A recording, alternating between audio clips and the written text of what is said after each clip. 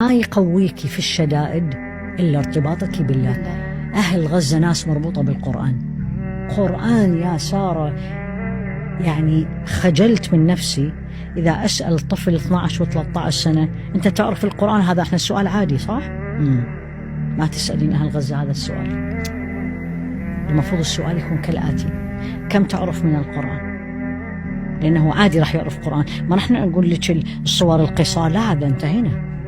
وقولي لي أقرأ، قولي لي أقرأ، مستحيل. يعني كنا في التراويح، هاي ما أنساها الليلة، كانت ليلة ليلاء، طبعا ما في كهرباء، كنتوا بتصلوا تراويح داخل المستشفى؟ واللي إمنا نازح من الشمال 23 سنة عمره، عبد الله. طيب إيش القراءة يا عبد الله؟ إيش هذا؟ طيب أنا ما أعرف مين عبد الله، إحنا وقفنا نصلي. طيب عبد الله كنا في الأعراف، فقرأ آية هي فيها شبيهتها في فاطر، وحدة إلى واللخة لي.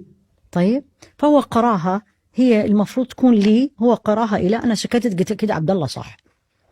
فجينا ثاني يوم عبد الله قال لي دكتورة أعرف، قرأت فاطر هي المفروض أنا أقرأها في الأعراف. قلت له ما شاء الله عليك يا عبد الله. عبد الله ولد صغير.